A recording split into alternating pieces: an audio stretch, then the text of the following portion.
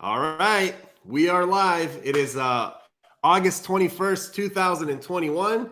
I'm very excited for today's talk, and I'll be able to share with you why I'm excited. There's obviously another person here to my left or right, depending on which side the screen is showing up on. Mr. Jim, Counselor Jim, my friend Jim.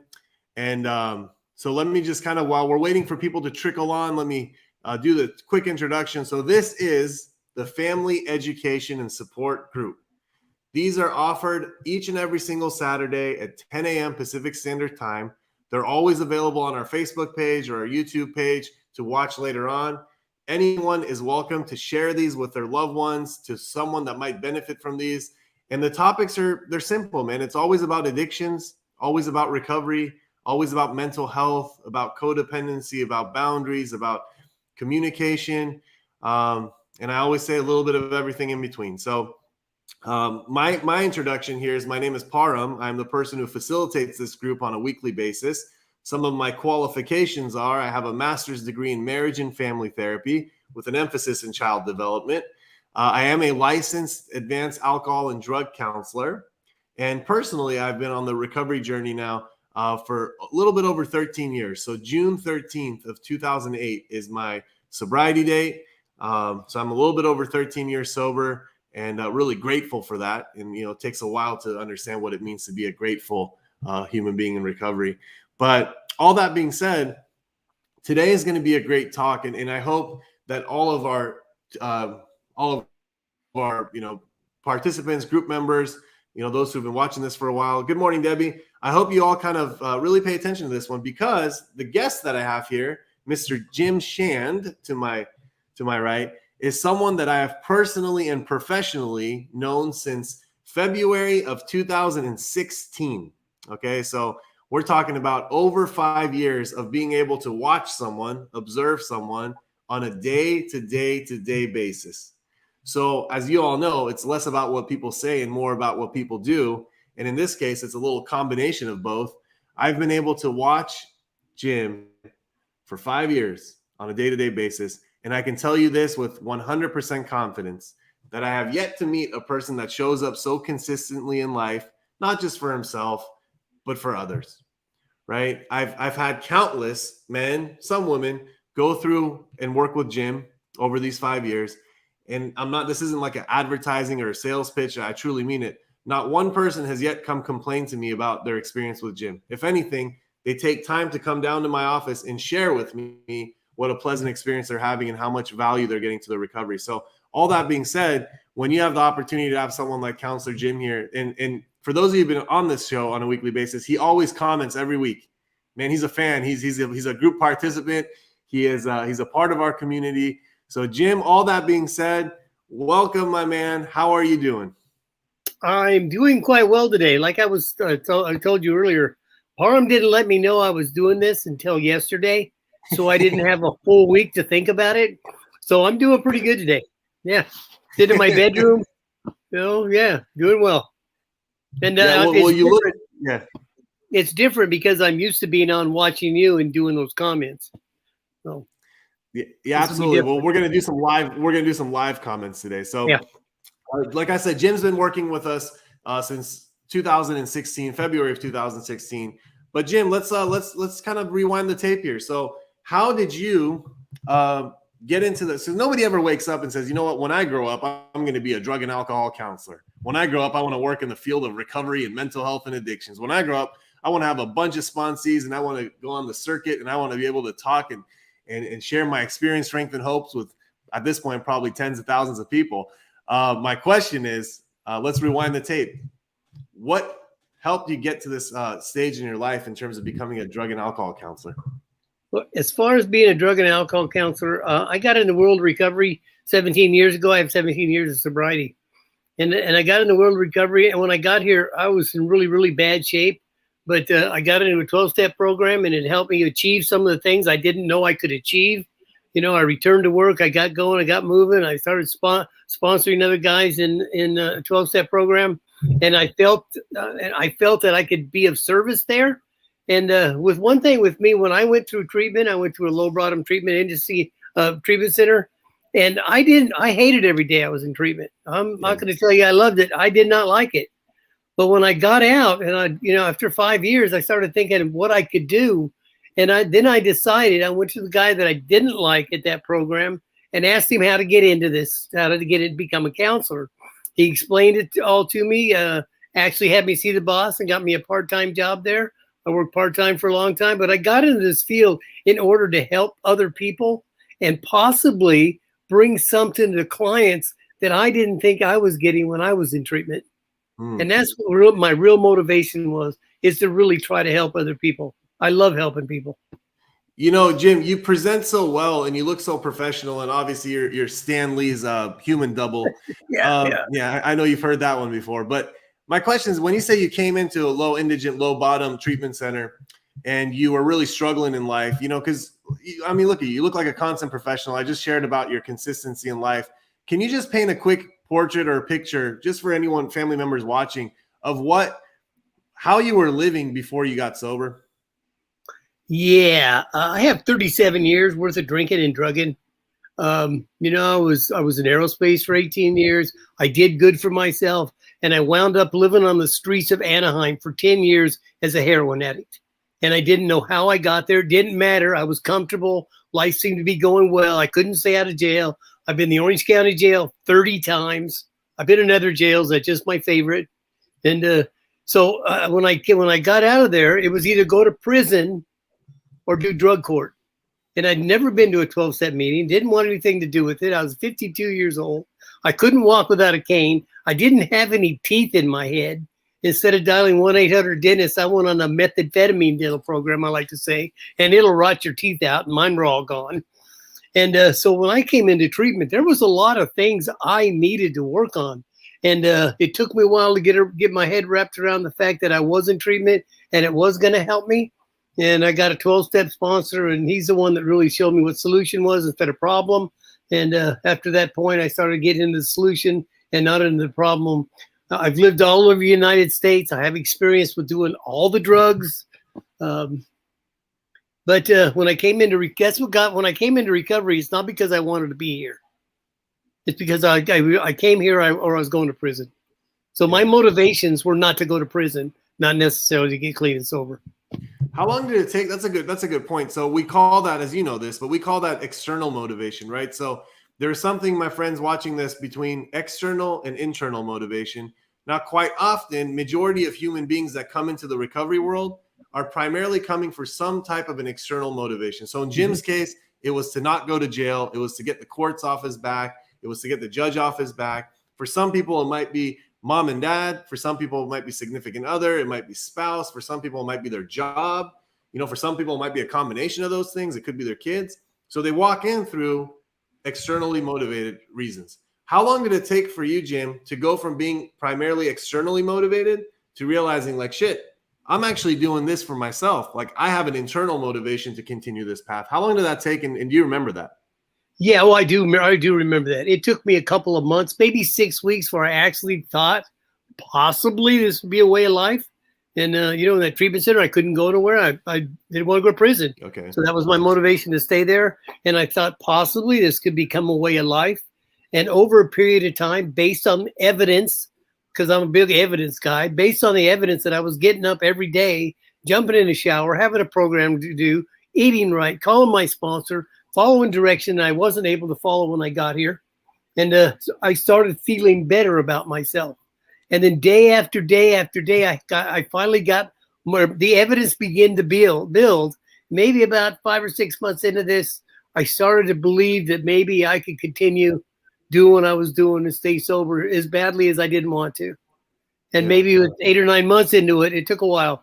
But yeah, before I got the faith that this was what I was going to do and I was going to stay. Yeah, so that's a big point for everyone listening right now. It's despite of coming in with a very, very important reason of not going to jail, it took about 8 to 9 months for these different stages and transitions of change to gradually and slowly to start seeing the evidence, start seeing the psychological, emotional, physical impact of being off of drugs, being off the streets, for the individual to say, hey, maybe this is a way of life, 9 months later. So I do want everyone to know that it is a slow process, from going from where Jim was, being homeless on the streets for a decade, to being committed, internally motivated for recovery and sobriety, that just can't happen overnight. You know, sometimes family members have the expectation, now that my kid, my daughter, my son, is my husband, my wife is off drugs, they should want to live a better life for themselves or a different life. Unfortunately, it doesn't come that quickly. No. It's by going through the actions and going through committed daily consistent actions over an extended period of time that helps people get there. So Jim, so you became a counselor because you were maybe inspired. I like what you said. You saw that there was certain things that you weren't receiving from the treatment world. Right. You know, maybe there were some things lacking, and you wanted to add those to the experience of other people, to take what you had, add to it, and create something that's a little bit more. What are some of those things that you feel like that need to be added in terms of treatment for the client experience? Well, for me, like I just expressed, evidence. I really like evidence, but I want to bring in a little more motivation for 12-step than I got in the treatment center I went. They gave me none. I got all that on the outside. And what has happened for me is, I got the coping skills. I understand who I was. They made me identify some feelings and stuff I didn't want to deal with, but they made me identify those things. But the long-term sobriety for me came from a 12-step program, came from a fellowship, came from having to suit up and show up and be accountable to somebody else besides just myself. Because being accountable just myself, I'm out drinking and drugging. When I'm accountable to somebody else and another fellowship, I can get through this one day at a time. So that's one thing I like to bring without over pushing it. You can, you can over push that stuff too, and I don't want that to happen. I just want to lift and motivate my clients into recovery as best I can.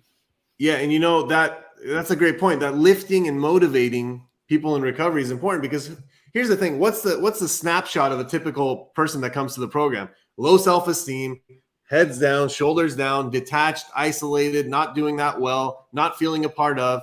So it is almost like the duty and the obligation of the helper, in this case, the counselor, to find ways to help this person be lifted from that state that they're in. And what other easy way to lift people than to surround them with people that are already at an elevated place, right? Because they can put their hands around it, which you've experienced. So, and when you say you're not pushy, man, that's the last thing you ever are. You are the epitome of balance. So when I think of your counseling style, I know that there's balance in what you present to people. So it's never lopsided with one thing versus another thing. And I think all human beings need balance. So what is your day-to-day, man? Like a Buckeye Recovery Network. When we say, hey, what is Jim doing? What do you do at Buckeye? I get to work at about 5:45, 6 o'clock in the morning.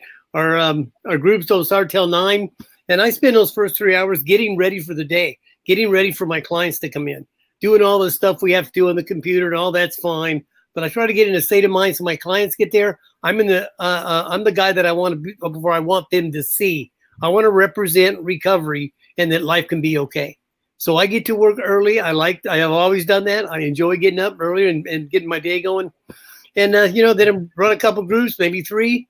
That really is the extent of my day. I want to just, when clients come in, one of the biggest things I want to do is let them know it's okay. It's okay. You're going to be all right. It's okay. And a lot of these guys would come in with this big ego and that really low self-esteem. And it can be really difficult to challenge these guys to work through some of that. And I'm sure you know what I'm talking about, to work through some of that. So I like to be ready and just ready for my clients to show up. Yeah, man. And that's really undervalued, I think, for society as a whole, because people think that if you go somewhere and someone's saying a lot of good things, that's enough to transform or inspire some people. I actually don't believe that. I think people actually watch and learn with their eyes also. I do believe that people, by observing someone's behavior, how they show up on a day-to-day basis, that can also inspire someone to become that, right? So when you get there and your whole mindset is, how am I going to be best prepared for the day? How am I going to show up consistently and model with my words and my behavior what it is to be a man in recovery? That, I think, goes further than sitting there and just preaching a bunch of stuff to people, because people always learn with actions, man. It's like I always tell parents, it doesn't matter what you tell your kids, it's what you show your kids. Kids are going to learn what you show them heck of a lot quicker. It's the old adamant, if the dad's smoking cigarettes and then the kid smokes cigarettes and says, hey, I told you not to smoke cigarettes. What are you doing smoking cigarettes? It's like, dude, get out of here. We learn with our eyes. So you do lead with your actions, Jim, and obviously your words match that, but your actions first and foremost are the first impression of what catches people's interest, spikes their interest. So what would be something, let's think about Buckeye in general, right? What's something about our program that I'm combining the staff interview right now with some of this, but what's something about Buckeye Recovery Network that people might not know, like watching this, that you would like them to know or want them to know? Everybody at Buckeye Recovery really cares about the clients. They really care about what's going on with them, what's going on in their life, and how we can help. I've never worked with a group of people that care as much as Buckeye does with the clients that they have come into their program. We work with our clients and the family members just to the best of our abilities. It's like I get a family member on the phone, and I didn't know when I first started being a counselor, I was one of those guys that I didn't want to talk to family members. That's the last thing I wanted to do. But we check in once a week and we talk to them. And I found out over a very short period of time that I do pretty good talking to families, and I enjoy that part of my work now. But that's another. We'll get to that probably in a little bit. Yeah. But it's just a caring, dedicated staff, and my boss Parham is really good. I like listening to him. You get the proof of that by knowing that I show up every single Saturday at 10 o'clock in the morning and watch all your trainings or all your family recovery stuff. And those Tuesday morning trainings, I'm there every month too. So yeah, absolutely. I know. And when you say your boss, Parham, I mean, we're always colleagues, man. We came in as colleagues, but we're always going to be colleagues.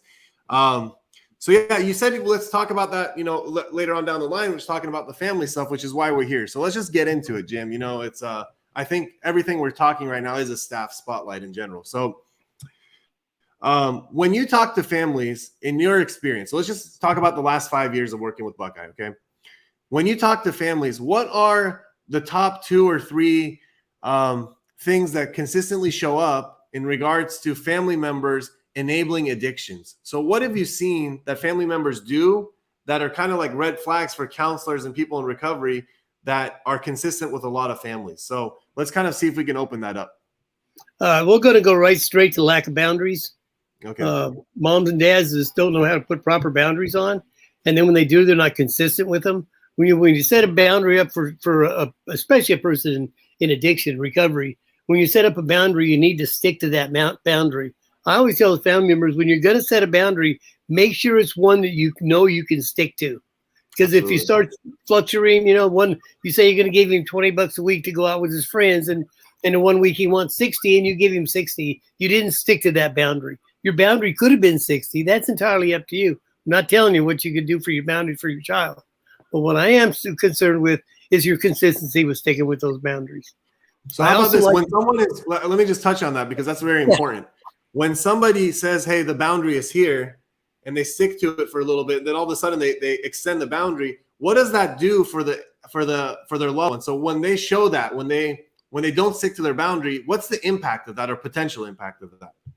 Well, the information they get is, well, now the boundary's not permanent. What motivation do I have to use to get him to move it back even further and get back to where I was before?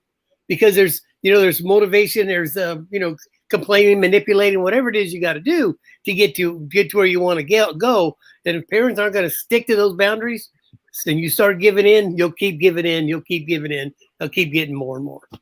And that's not good for the addict. It's just not. Yeah, it's that old adamant of you give an inch, they'll take a mile. Yeah. That's what we're talking about, right? Give them an inch and they'll take a mile. And they'll continue to take another mile. Poor boundaries is the first thing. Oh, 100%. Yeah. So the first one was what you've noticed working with families was poor boundaries. What's another one or a couple more? Al-Anon. I like to talk to the family members about going to Al-Anon. And most family members don't have time. They've tried it before and it didn't work, et cetera, et cetera. And I try to tell them, your son is going to a 12-step meeting, and he probably didn't like the first 5 or 10 meetings he went to, or maybe 20. But if that's going to be what saves his life in the long run, look what kind of message you're sending by going to 1 or 2 meetings. I didn't identify. They didn't say anything I wanted to hear. I hope the family members listen to this. They didn't say anything I wanted to hear. And, I decided not to go back. This is a family disease. We all need recovery. the family members are at least as sick as the addicts and the alcoholics. The family members are at least as sick. The addict, the alcoholic can come in, get a 12-step program, learn some coping skills and groups and all that kind of stuff, get around a fellowship to help them motivate themselves and get through life sober. Family hasn't got that. Family hasn't got that. And if the go ahead. No, that's wonderful. I want to open up what you're saying right now because it's very, very important. I mean, you've heard me actually talk on this point very passionately. When someone like Jim, people with 17 years of experience being clean and sober himself, with working in multiple different treatment settings, talking to multiple different family members, working with your loved ones, says that the family is as sick or just as sick as the person's experiencing drug and alcohol problems themselves. When he says that kind of statement, I hope your ears go up and listen to that, because here's why, right? Here's why that the family's as sick as the alcoholic or the addict. There's a reason for it. So let's all talk about the addict or the alcoholic first, or the human being struggling with addictions, we can call them. The reason why they're sick is, well, they're putting some type of substance in their body, some type of poison in their body that's poisoning their mind, their body, their emotions, their physical health. It's causing all these consequences in their life. It's causing consequences with their finances, with their vocation, with their relationships. It's impacting everything, right? So like addictions makes people sick. It's a significant thing that makes people sick. Now, the family member, if you're like, well, I'm not the one doing drugs and alcohol. Well, how has addictions impacted your life? How has alcoholism impacted your life? All of a sudden you realize, I'm not spending time with my family. I'm having poor work performance. I'm not sleeping at night. I'm having stress. My immune system's weak. I'm losing all my money to pay for my kids' addiction. I'm doing blah, blah, blah, blah, blah, blah, blah. And you look at these two individuals, the addict and the family, you remove the drug and alcohol and the symptomology is the same. Full of guilt, full of sadness, full of depression, full of anger, full of resentment, full of worry, full of self-doubt. I mean, it mirrors each other.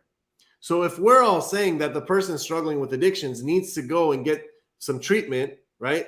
Work with a counselor, work with a therapist, and then go find a support group for themselves to help them maintain what they have outside of after treatment, right? That's where the practical application, and that's where the rubber hits the road. If we can all agree that the human being with the addiction problem needs to do that in order for them to heal, then the family member that has the exact same symptomology, right, would also be needing, at the minimum, the support group. So even if you don't want to do the whole treatment route and you don't want to work with a therapist and you don't want to dig in and look at all your emotions, all the uncomfortable stuff that Jim was talking about, at the minimum, the family member needs some type of a support to work through all of that wreckage of addiction. Is that kind of what you're trying to say, Jim? That's exactly what I was trying to say. That's why I love the way when I listen to you speak, you're so eloquent about the way you say things. I love that. Yeah. And now let's not take away from the codependency. You know, yeah, your son or will be just fine with what he's doing. When the only way you can feel good is to know that he's okay or that he's got new shoes or whatever the case may be. If you're codependent on his behavior, you will never be happy. You will never be able to cut ties. I have clients that have come in at 32 years old. Mommy and daddy are still paying their phone bill. I say, what are you doing? So the only way he'll call me is if I pay his phone bill. That's way codependent. You need to look at what those things are. As a family member, just you're not doing him any good by taking care of him as an adult. 32 years old. Yeah. So, I look at codependency and there's a lot of that. I understand that. I understand that you love your child, you want the best for him. I understand that. But how is it impacting you? Once again, that support system outside can really help you identify some of the things going on. And also that support system will show you solutions to get out of the problem that you're living in. Yeah, that's what we're all looking for, right? We're looking for a solution for this dilemma. And God, don't you wish that everybody could find that solution and actually implement it in their life? How beautiful would that be? All these people coming to us, the solution's there, but for whatever reason, they're not willing to take it. So based on your experience, going right into that, what usually gets in the way of people taking the suggestions that are followed, following the suggestions that are given, taking the guidance? What makes people kind of do it for a little bit and pull back, whether it's the client or the family? Like, what are the barriers that you see to change? A lot of times, I don't think that the family members, for instance, has gotten themselves in enough pain, and they'll go back and get themselves in enough pain to where they'll actually implement solutions. When you have a problem, I found out early in my sobriety, thanks to sponsorship and fellowship, I found out that when I have a problem, I take the problem to my my counselor. I share the problem, listen for the solution, and then apply the solution to the problem without a yeah but. The problem doesn't exist anymore. Yeah. The solution I am working on exists. It's like you take your client, your son or daughter, and you put them in treatment. The drug addiction is not the problem. The treatment is the solution. So we need to start focusing on what our solutions are and not what our problems are. Yeah, absolutely. That the yeah but, the infamous yeah but. It's the most famous words after any guidance that we ever give to people. Hey, I got a good comment here. I want to read to you because it came from someone that you personally work with a lot. So, Monir, this is actually Hussein. So it's someone that you know. It's family member came through our program. Said I personally had the opportunity to talk with Jim on a weekly basis and learned a lot from him. Setting boundaries and giving tough love started to make sense even more. I truly appreciate all you are doing, Jim. All of you are great and wonderful gift helping us transforming our lives going forward. Thanks so much for everything. So what this father is saying right here, Jim, is, and I know how much you talk to this family on a weekly basis, was saying that he understood what setting boundaries, at least intellectually, he understood what setting boundaries and giving tough love means, but you helped him make more sense of it, right? Because everybody knows on some level that's what you're supposed to do, but they don't emotionally know like why that's what they're supposed to do, right? Because it's like, but I love my kid. If I set tough boundaries, then what does that show of my, of who I am or what kind of parent I am? So how do you help family members that are having a hard time with setting boundaries get like the psychological and emotional muscles, or how do you help them kind of make sense of why this is important? Sometimes that's really difficult, but I just try to explain to them that it's the only thing we can utilize right now to help your loved one move forward. If you haven't got the boundaries set in place, they're not going to be able to achieve their sobriety and move forward. You're going to be sitting here again 6 months, 8 months, 9 months, year down the road, and be talking to me or another counselor about setting boundaries that you weren't able to set. They don't seem important now, but they are important to the addict. They are really important to the addict. So he knows he can't continue to push, utilize, or manipulate. I like that. It's really important. I really like that sentence of saying, if you don't deal with it now, you're going to have to deal with it later. Right? Yeah. That's the thing of life. It's either you pay now and play later, or you play now and pay later. It's you can't have it both ways, and there's no other, by the way, there's we call them master manipulators, but we can call them what we want. Here's the thing. A loved one knows the buttons of their mom, their dad, their family member more than anybody else, maybe more than the parents themselves, right?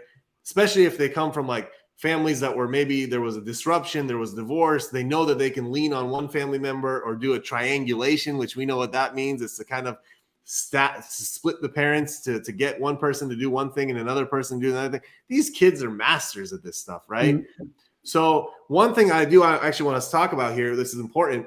If there's a family that is either a byproduct of a divorce and you're talking to different family members, what would be a suggestion, like while they're going through the addiction of their loved one, like what would you tell them? Because I know you always talk about them being a unified front, right? Because if only one parent's the one doing the boundaries and upholding all the stuff we're saying, the other one just says, hey, do whatever you want, I don't care. How important is it for two family members in a divorced home to come together for the sake of their loved one? That's going to be really difficult. I had a client recently, about a year ago, who we had major issues there, and I tried to get them to get together before they make a decision, so they're both on the same page. Yeah. So it's not the addict is not confused. I'm going to go to dad because he's going to say yes, but I don't want to go to mom because she's going to say no. But mom's the one that answers the phone all the time. Yeah. So it can really, really be difficult. And I think sometimes you need to bring a professional therapist in together so they can mediate that. I am not a therapist. I don't claim to be. I'm a counselor. But there are some things that I can If mom and dad are in communication with each other, and they reach a level that they can understand between the two of them, and then deliver the message out to their daughter or son, then that's the best thing. If you can't come together, then there's going to be manipulation on the left side or on the right side, and it's just going to be really, really difficult for the family to come together.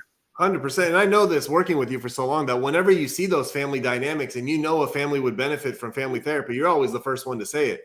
And I will tell you this, that as a family therapist, whenever I see that there's two parents or, family members or whatever, they're so resistant with working with each other because of their own anger, their own resentment, their own whatever stories that they're telling themselves about the past, all that kind of stuff that they have. And I know they both love their kid, so I'm not even discrediting that. I understand they both love their kid, but when they can't even look past their own self and they wonder why their loved one isn't able to just show up, I promise you this, I can take a snapshot of their life 2 months ago, 6 months ago, 5 years ago, 7 years ago, whenever the heck it happened. And that's exactly what the kid was experiencing back then, right? That's exactly what the kid was experiencing back then, which led him to a path of destruction, acting out, possibly substance use, this and that. So eventually, to the same advice that Jim would give to family members as it relates to boundaries, I would give to family members when it comes to raising kids is if you don't deal with your stuff now, you're going to have to deal with it later down the line. Yeah. Right? It's either now or later. So it's a lot easier to deal with stuff when the person you love the most in life is dealing with a life and death condition called addiction right now, because I've seen a lot of your kids, man, a lot of the younger population, they're using things like fentanyl. They're using things like benzodiazepines combined with fentanyl. They are unfortunately using substances that are thousands of times stronger than traditional opiates that people think people take. And when I'm saying like 1,000 times, I mean 1,000 times stronger. 1,000 times stronger. I don't even know how that makes sense. And these people are passing away and dying. Yet people are so consumed with the fact that they're resentful and they don't want to get on the same page because it causes them distress, So please get on the same page, family members. It's if not now, when? If not now, when? Let's see what my mom said here. She said, "Thank you, Jim. You are touching the most important things that are, as a parent, we don't pay attention to because of our codependency." So I think what my mom was saying here when you were talking was there's something called parent denial. Okay. She wrote that they weren't paying attention to, but I know it's actually denial. So when you see a mom or a dad in denial, Jim, about like the impact that their actions are having on their kid, how do you help with that? Because that's a, sometimes an outside non-objective person that's not related, we see things that family members can't see, right? You see patterns that you're like, yo, I have to point this out to you guys. But do you ever get denial? Do you ever get family members that are either resistant or they're in denial about their own role or their own part in this? Yeah, that happens on a fairly regular basis. And what I don't do is say you can't or you must not do this. I don't. And I try to get them to open up and take a look at how their actions are affecting their loved one, and I can go from there. Because if I tell them don't do this, go do this, you have to do this, or this isn't going to work, then they get just like the alcoholic or the addict does. They get defensive and they shut you off. And it also depends on who the person is. A lot of people are acceptable to some of this stuff, and a lot of people, it takes time over a period of time trying to help them get better. And and then you start laying the heavier stuff on them. Family members can be really difficult. That's the word I'm looking for. They can really be difficult because they don't understand. They don't understand how the addiction has what it says affected them as much as it has. No, man, they don't understand it. And here's the thing: addictions is such a blaring light. It's like blinding light that when family members come in, they're like, what do you mean I have to look at myself? Like, do you not see what my kid is doing? Do you not see that it's like how dangerous, like what they're experiencing? It's like, why is this on me? But I will tell you this, it's not a blame thing. Anyone, I'm Jim, myself, anybody would tell a family member, man, it's not your fault. This addiction thing's not your fault. You didn't cause it.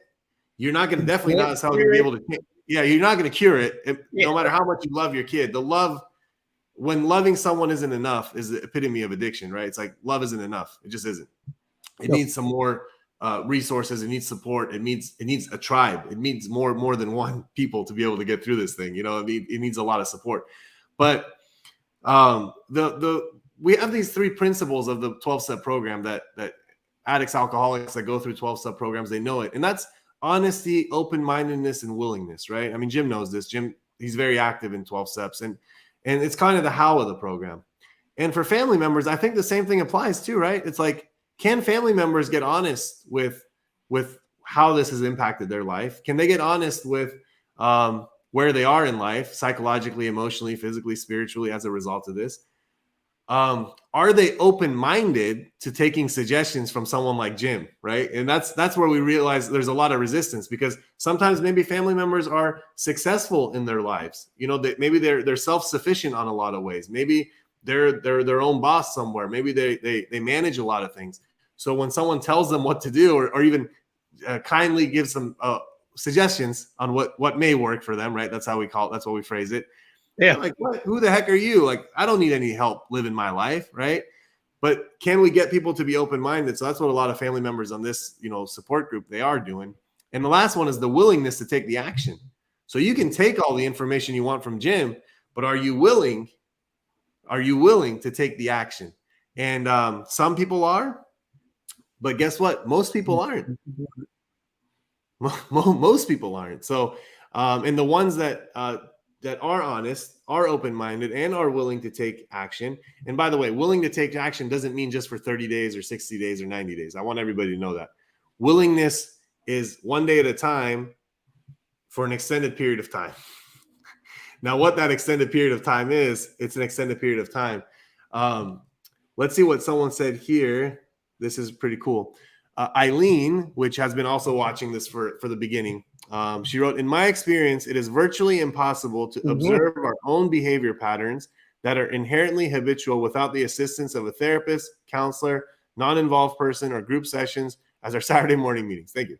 This is a major motivation that she tunes in every single week and gains so much insight. So Eileen, you're right. It's all human beings have these things called blind spots. Okay, the same way as a car has a blind spot, we have blind spots. There are certain things about ourselves, about our behavior, about our patterns that we will never be able to see. However, when you sit with someone, when you listen to someone, when you talk to someone, when you hear things, our blind spots go from being unknown to become known to us. When something becomes known to us, then and only then, through that new information and insight, can we start taking the actions to change. So, and that's pretty accurate right there, right, Jim? So when it comes to, so you're, how do you stay so consistent? So let's just shift away from the families for a second, and let's go back on highlight on Jim. What do you do when you're not at Buckeye, man? Like, how do you maintain this cool, calm level, presentation, demeanor, attitude that you have? What's your secret sauce? I like to call it. First of all, it's not always this way, but generally speaking, I'm pretty cool today. I'm pretty cool. Yeah. My girlfriend, I've been in a relationship with my girlfriend for 13 years now. She used to do a lot of Al-Anon. She doesn't anymore, but we've been together for 13 years and we've never had an argument. Yeah. But based on some direction I got from my sponsor when I was new and we were first dating, is I found out that I'd rather be happy than right. I don't need to be right. So I got that taken care of. I sponsored 9 guys in Alcoholics Anonymous. So in the afternoons after I get home, because I get home fairly early, because I get there early. Yeah, in the afternoons, I get a bunch of phone calls that come in, and I still do 3 meetings a week. I used to do a lot more, but I am getting older. So, I just don't like what anger does to me. With a guy that came in as angry as anybody I've ever seen on a regular basis. And today, I just don't like getting into anger. It doesn't serve a purpose for me today. Yeah. And that's what did it serve? What did it serve? So sometimes family members are really scared of. So I've noticed in my experience, at least, Jim, that parents and loved ones and significant others, sometimes they go to any length to do whatever they have to do to prevent their kid from getting angry. Like, there's this big fear of anger. There really is. It's like, I just don't want him to get angry. I'll just do it. That's one of the reasons I've noticed that people loosen up their boundaries is they're afraid of the reaction that their loved one's going to give. So they'll just say, you know what? I'm just going to, this one time, I'm going to make an exception. But from your perspective, when you were angry, what was anger like? How did it serve you at first before it started hurting you? It is a form of protection that people do. Yeah, well, it's a form of protection, but I also, I believe I'm a drug addict, man. I like all those chemicals that releases into my system. And I always wanted to be right and stay away from me. Yeah. It just allowed me not to let you get close enough to actually have a conversation with me. If I put up that wall of anger between everything and everywhere I had to go, then all I had to there was that anger, and you weren't coming. You weren't going to get past it. You weren't going to get to me. You're not going to see who I was, and I didn't have to show you. So I believe that has a lot to do. But my counselor, that uncover, discover, and discard, he had me uncover what it was, why I was getting mad in the first place, and then discover how I can do something different with my feelings and my emotions, and then discard the bad behavior. That was lightning for me. And since then I've worked on that anger, and I just don't have it anymore. I mean, not much. The reason why, and by the way, I've never had a conversation with Jim about his insight into his anger, so I just kind of spontaneously asked it. But I want you all to notice what just happened there. When I asked them about your anger, how did it serve you? For most people, if I ask that question, they're gonna think and be like, I don't know, I was just an angry person and this and that. However, because Jim has done so much work on himself, because he's sat down with counselors to do the uncover, discover, discard, all that kind of stuff, because he's realized that his anger was actually a defense mechanism to keep people away from him. So the angrier you get, the less likelihood of someone coming close, and it prevents people from getting to know him, what's going on, prevents people from getting close to his behavior, which he loved getting loaded, and he didn't want anyone to disrupt that, whatever it is. Everything that he said right now, this shows me that this person, through the recovery process, because if I told this to Jim when he was the guy living in Anaheim underneath a bridge, if I went up to him and say, hey, what's your anger? He'd like, get the fuck out of here. Like, I don't want to tell you. He wouldn't be able to have this conversation. So that's what recovery needs to look like and sound like. That when a question is asked about somebody's process, the person has done so much work that they have insight on themselves. Like they actually understand themselves, because only a person that truly understands themselves or is in the process of understanding themselves is a person that doesn't have to react with drugs and alcohol and behavior to be able to make sense of what's going on with them. That's what we all do, man. We use substances and behaviors to make sense or cope with what's going on with us. But when we understand what's actually going on with us, when we understand ourselves, when we know ourselves, when we're at peace with ourselves, what do they say? When you're at peace with yourself, you're at peace with the world. You're at peace with the world. And I agree with that. I believe that. 100%, man. You can't be an angry guy walking around this world at peace with the world, but you have to find out what is the source of that anger, where did it come. So you got that, and that's family members. So what he said right there is, there's nobody in the world that could have taught that to Jim or taken away from Jim until he did his own work. So if we sit there and we're afraid of people showing anger, for example, you're afraid of your kid getting pissed off. And by the way, just on a side note, if someone gets mad that you set a boundary with them, it is that much more evidence and proof that that boundary needs to be set with them. So if you tell your kid, I'm going to set this boundary, and they get pissed the heck off, that just reaffirms the fact that you need to set that boundary 100%.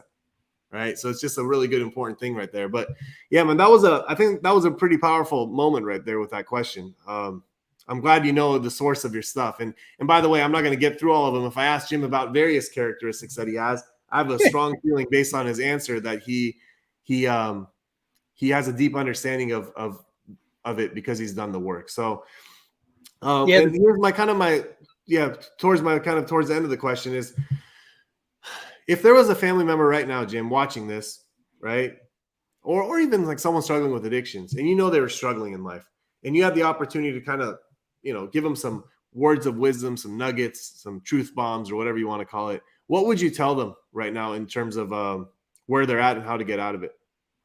First of all, first thing I would tell them is it's okay. You're where you're at because you got here. Now put that aside. Let's find some solutions and start working on these problems one at a time. Not all of them together, because then you won't succeed at anything. Let's take this one step at a time, piecemeal. We'll break it down, and we'll start getting into some solutions moving forward. If you're an addict, same thing. If you're a family member, same thing. Start with one issue, and let's move forward and see where we can go from here. That's what I do first. And I'm real good at meeting the clients at their level because I've been there. Yeah, absolutely. Oh, that helps. That common experience helps. But I mean, I want to really break down what you just said right there. The one I want to break down is the most simple thing you said, because I think the most beautiful things in life come through simplicity. It's okay where you're at you are where you're at because you got here. Yeah. Right? It's so damn true on so many different levels. But the reason I think you have to say that to people is because based on your experience, are people very resistant of the fact that they're here, or they're full of guilt and shame, or they're just upset, that they don't like the destination, if you will? What's the reason why you have to tell somebody something so simple and profound? Like you said, they don't like to be here. They don't know why they got here. They don't know how they can escape because they think it's a sentence. And when you just let them know it's okay, give them a couple of days, come back to suit up and show up, be in group, start building fellowships, some other guys in groups that they can be friends with. Okay, then we get to start moving forward. We've broken the ice a little bit. There's some guys that are really resistant to that. I've had clients come to my group that were resistant for 60 days, maybe even a little more, before they actually started seeing that there was some hope. They get some hope that actually they can achieve.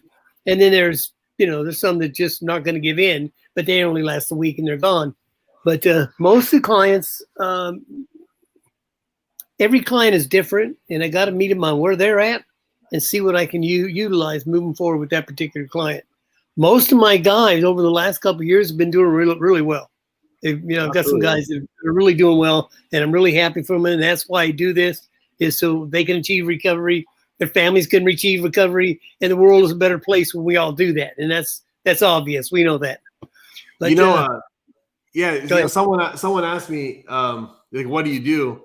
And on some level, I said, but meaning, us at Buckeye, like, what do you guys do? I said, we change the world. And, they kind of chuckled and this and that. I was like, no, I'm actually being like legitimately serious. And they're like, what do you mean you changed the world? And I said, well, I'm not talking about we're ending world hunger, or we're ending, the homeless crisis or anything like that, because we're not doing that. Or we're not curing diseases of, contagious diseases all over the world. We're not doing that. But we are changing the world. And what I mean by that is this, and I know, Jim, you believe in this, because the guys that you said that are doing well right now, you actually changed the world, not their world. You changed the world. And I'll tell you why. When someone comes to Buckeye Recovery Network and they're sitting in your group, we both know that for the days, weeks, months before that, years before that, the mom and dad, or whoever their loved ones are, have been unable to sleep, have been struggling on many different levels. They're in a really bad spot, right? And now the loved one comes to us, and some of them get it and some of them don't. Let's just call it what it is. But we do some pretty damn good work, and we do help the recovery process with a lot of people. When the individual that comes through your group and starts to heal and starts to get better and becomes self-sufficient and becomes a part of society again, and can look at themselves in the mirror and feel better about who they are, when that's all happening with us, that mom and dad and family member back home, thousands of miles away, they're sleeping peacefully for the first time in a long time, right? Yeah, go ahead. Yeah, they're able to go socialize with their friends and actually laugh or smile for the first time they have in a long time. They're able to spend their money on something that's not related to their kids' treatment for the first time in a long time. They're able to maybe support their other kids, the ones that have been neglected for a little bit because they're so hyper-focused on their kids' addiction.